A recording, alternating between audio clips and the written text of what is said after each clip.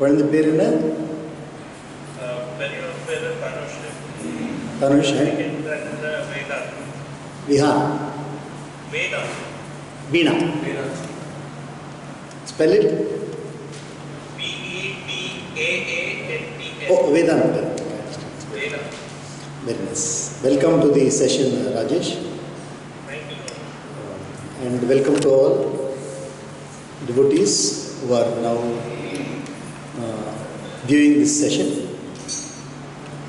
We offer our prayers at the lotus feet of our Guru Maharaj, at the lotus feet of Mahaganapati, Devi Sri Jnanakshi Rajrajeshwari, and at the lotus feet of all the masters of the world who has given us wonderful knowledge. So today our question is from Sri Rajesh from US. Basically Rajesh is our, actually right from childhood he has been here only at the Kailas Ashrama. His entire family has seen the growth of this institution. In fact, they have played very, very vital roles in the growth of the institution also. So it is very nice that Rajesh has sent this query here, and there is a sub-query also to this query that is from Geneva, from Ms. Neetu Lamba. She has queried. First I will explain the query of Rajesh. The query is about UFOs, whether they truly exist, whether UFOs are factual, and whether there is a mention of these things in our scriptures regarding lokas, different worlds other than the earth which we all live in. And the other sub-query is, how is it possible that we see something which is not earthly from the earth? From standing on the earth, how can you see something which is not earthly? And the other part of the query is, are you listening, Neetu? The other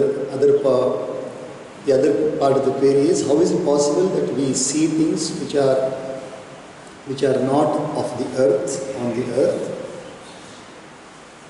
And the other one is, and why not see other things also? We are able to see this, why not see other things also? So first we will understand what exactly the word UFO indicates. Maybe Rajesh already knows and many other people know. UFO means unidentified flying object. If we take the origin of this word itself, UFO, the modern terminology, modern vocabulary, you will find that it is not very, very old. The word UFO is not very, very old. Maybe it is within 100 years. Within 100 years, or maybe maximum 200 years, it could be the word UFO. And when we say unidentified, it is a clear indication that there are identified objects also. When we say unidentified, it means that there are identified objects which come into the purview of the, what you call as the detectors. They have these spacecraft detectors. We may call them as radars or whatever they call it in their technical terminology. So if a particular object is not detected, by the different devices which they use for detecting, then it is called as unidentified. Not only that, most of the objects which are detected by the technological equipment, they will normally have some origin from the earthly sphere.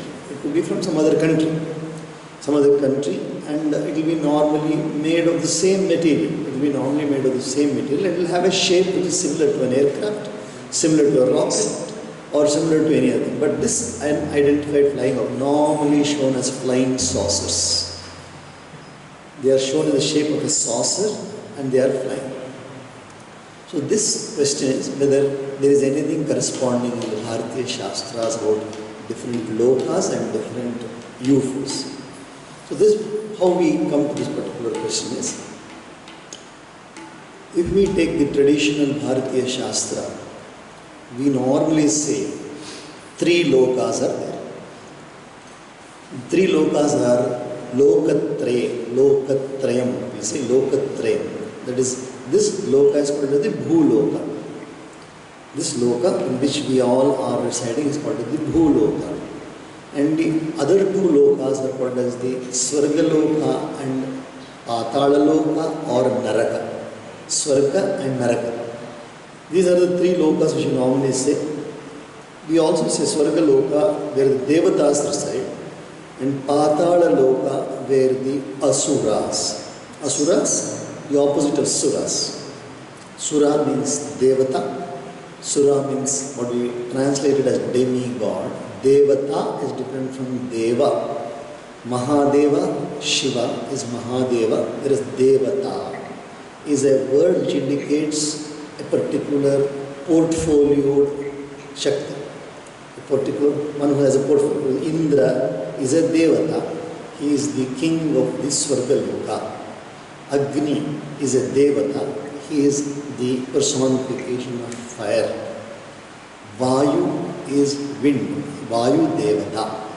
Same way, Kubera is a Devata. So they all come under the word Devata. What we translate as not God, but gods, plural. And some people in English, they have taken the word demigods. They say demigods.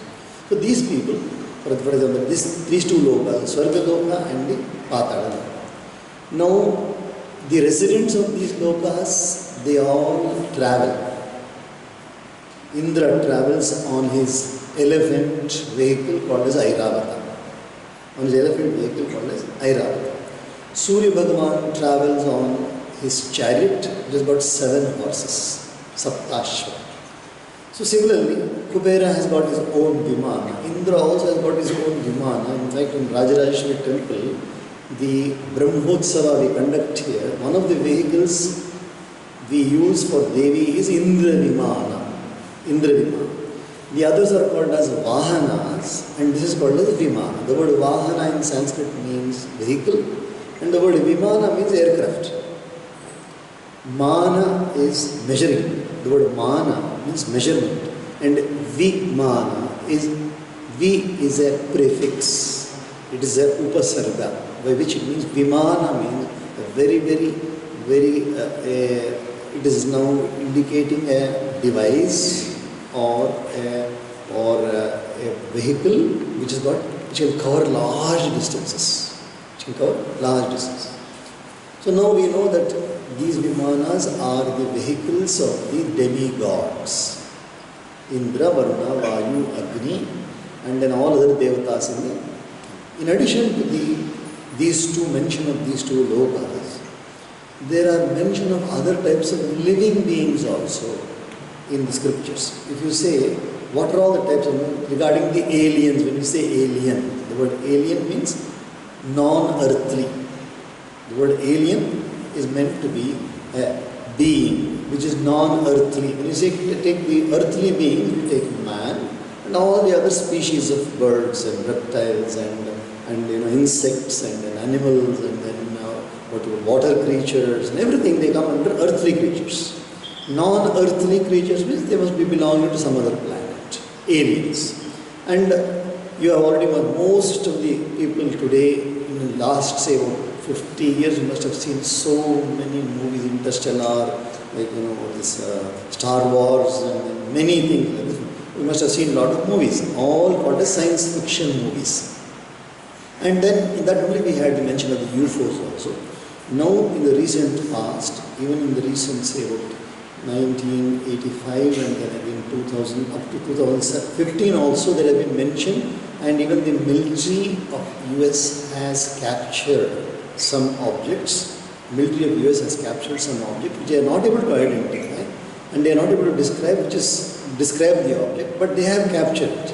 And in fact even the government has made some remarks on these particular objects also.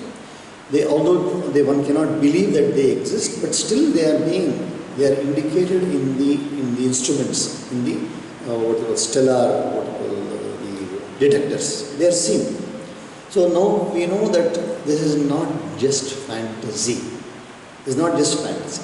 So coming back to the Bharatiya scriptures, it will be Vimana and Vahana. So we'll keep the Vahana part of it aside. Now we'll see the Vimana part. So in the Vimana, you see that in the Mahabharata also, there are indications of the travel by Vimanas. Before the Mahabharata was in the Dwapara Yuga. So that is the third Yuga in the sequence if you see. But the earlier Yuga is called as the Treta Yuga. In the Treta Yuga, Ravana, the king of Sri Lanka, it very clearly indicated that he travelled by a Vimana. And every day he used to come to the Kailasa Parvata to offer his puja because he was a Shiva Bhakta. He used to come to Kailasa Parvata and offer his pranams to Shiva, and then he'd go back by the vehicle to Sri Lanka. So now this was the first and foremost composing of Ramayana was done by Rishi Valmiki. Now any book or any literature in the world today, is dated. The literature in the world is dated, and for dating the first and foremost indication for dating is the language which is used. So they will take the language of the scripture, of the literature, then they will compare the language of other literature during that period, and then they will say that this particular book must have been authored at that particular time. So when you say language,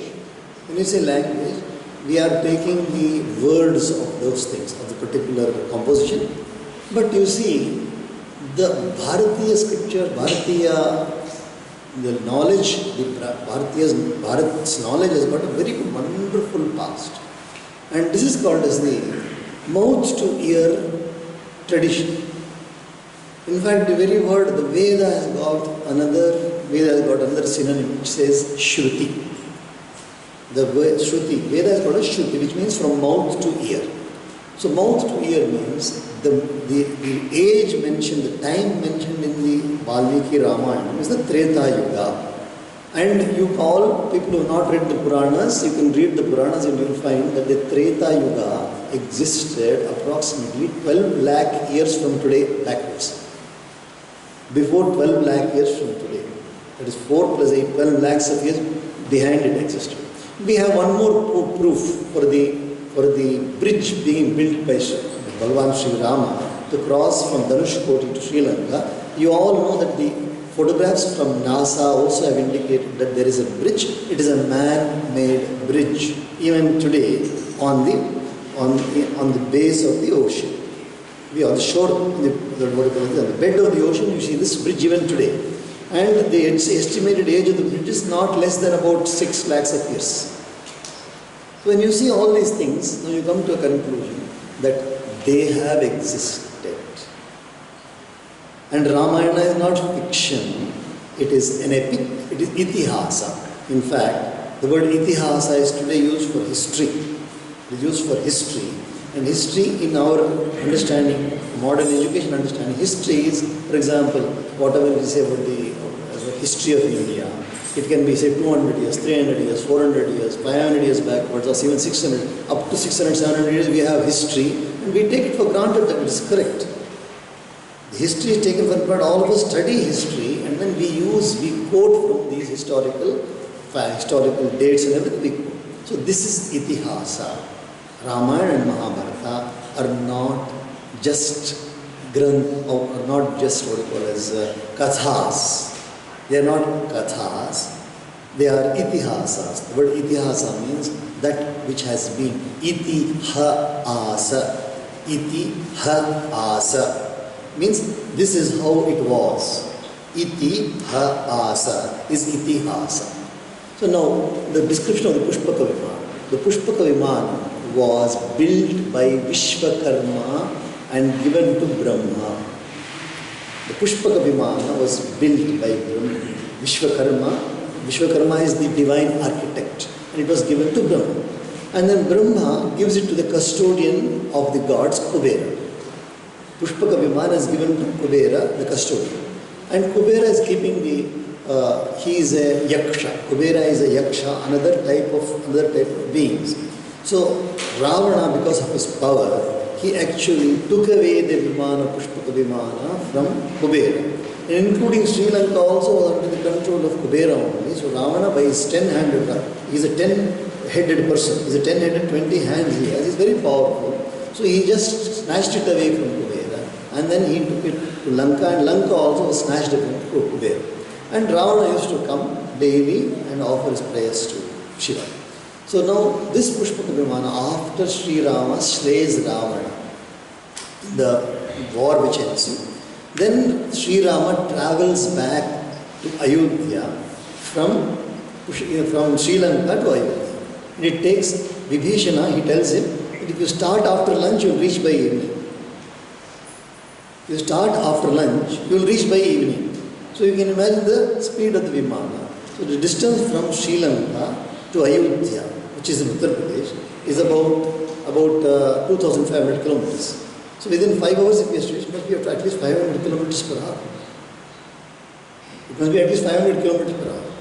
So at this speed, if we can come, and now regarding the UFO, as I told you already, the shape of a spacecraft which we do not know, and when it is detected, if it does not reveal its shape, for us known shape, then we call it as a UFO. Therefore, Pushpaka Vimana, also if it is by chance Pushpaka Vimana comes today, and if it is detected by any of our detectors, it may not reveal its shape, it may not be made of the same material what we think, it should reflect on the radars it should reflect, need not reflect. Then one more description of Pushpaka Vimana is very beautiful. Sita is now traveling with Sri Ram from Sri Lanka to Ayodhya, and she asks Ram. She has seen the Vimana for the first time. It is said that it had 7 floors. The Vimana had 7 floors. And it is absolutely a completely furnished Vimana. It's a furnished aircraft. 100% furnished aircraft. And it's so well furnished, and just before departure from there, all the entire army of monkeys were there and the bears were there. They were all very eager. Can we also come? Can we also come? Can we also come in the Vimana? So Ram said, just take everybody. Such a huge army of monkeys and bears, all of them climbed into the Vimana. So it is not an air bus or an air car which carries about 500 or 600. Entire army sits into the Vimana and then comes. So Sita is intrigued about this. She asks Rama. And now what I am telling you is a conversation between Sita and Rama, which has been mentioned, clearly translated in German and then again into English in one book called as The Chariots of the Gods by Erich von Däniken. Chariots, everybody should read. All of you should read this book, Chariots of the Gods by Erich von Däniken.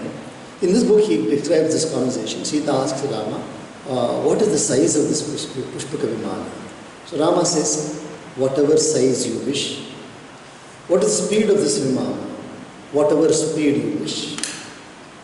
And where do you park this Vimana? Wherever you want. That means the Pushpaka Vimana can land at a place where everybody can come out of there is descent from the vehicle, they can come out. Afterwards the Vimana becomes smaller. It can become smaller, it can become bigger. Now when we see a collapsible gate, a normal gate, we see collapsible gate with telescopic joints when we see, we understand that they can easily collapse and they look like small things. The magic wand of a magician is also a collapsible, a telescopic wand. The magic wand of a magician is also telescopic. Like this, maybe it was collapsible, or maybe for all we know, maybe it was made out of some other material itself which we do not know. So therefore, all these indicate that there were all these aliens, people living in different other worlds. Now talking about the lokas, I'll just add one more word here. One connotation in the Bharati's case of Lokatraya. The other one is Chaturdasha Bhuvanani. 14 lokas. In these 14 lokas we have Bhur, Bhuvaha, Suvaha, Maha, Jana, Tapaha, Satyam. Anybody who does Sankhya Vandan, everyday morning prayers, who does the Gayatri Japa in the prescribed manner after taking the thread ceremony, he will definitely say Om Bhu, Om Bhuvaha, Om Swaha, Om Maha, Om Janaha, Om Tapaha, Om Satyam, Om Tatsavitur Varenyam Bhargo Devasya Dhimahi Dhiyo Yona Prachodayat. He will clearly say that. Same way, just like these are called as the Urdhva Lokas, the Lokas above our Bhuloka. Om Bhu, Bhuvaha, Swaha, Maha, Tapaha, Satyam. Same way we have the Adholokas, Atala, Vitala, Sutala, Talatala, Rasatala, Mahatala, Patala. So we have 7 Adholokas also. So in all these, that's why we say Chaturdasha Bhuvanani. Irelu Lokadali. Irelu means, Irelu in Kannada means 7 into 2. Irelu means 7 into 2, 14 Lokas. These 14 Lokas have existed and they do exist, and therefore there are beings there. When I talk about beings, we say Deva Gandharva Kim Kinnara Kim Purusha Manushya. Deva Gandharva Kinnara Kim Purusha Manushya. These are the different types of beings. Among these, the Gandharvas are the ones who keep traveling by aerial cars. If you see the marriage of Shiva, described in the Shiva Purana, you will find that all the entire creation is going to witness the marriage of Shiva in Kailas Parvata, and that time the Gandharvas are all singing and dancing and going in Vimanas. They are all going by Vimanas. So, an object, a space object, which cannot be identified in the manner with the existing equipment, is called as an unidentified flying object. The day may come when we may have so sophisticated equipment by which we can recognize these Vimanas. We can recognize them and then say that they come from this loka. We pray to Bhagavati Jagannath Rajarajeshwari that she blesses us. Now the other part, the sub-query, why are we able to see objects which are not from the earth? As I told you, the material of the object, the material out of which this object is made, if it is any of any material which can withstand the shape in this earthly atmosphere. The earth has got atmosphere on top. Within this atmosphere, if these, for example, if you see a rocket going from here, a rocket takeoff, you can see it to some extent. Once it crosses the clouds, you are not able to see it. Therefore, if you are able to see the flying object here, it means that it is the material out of which this object is being made is such an object, just like we have on earth also. Some of that is there, and then we are able to see it. And why are we not able to see other objects? Only why are we able to see this? Because they may be, as I told you, the subtle materials. The subtle materials. Even for example, the Atma which leaves the body and goes away, it's called as a Sukshma Sharira. The Sukshma Sharira, we know that the matter has got, basically as we know, in school what we have learned is a solid, liquid and then gaseous state. And then we have what is plasma state also. We have the plasma state, the fourth state we have, and we have many other states. Science is finding out more and more. So if matter is still existing, isn't it? Matter exists. Therefore matter can be in any of these states. And in these states what we know is matter in the solid state alone can make a house.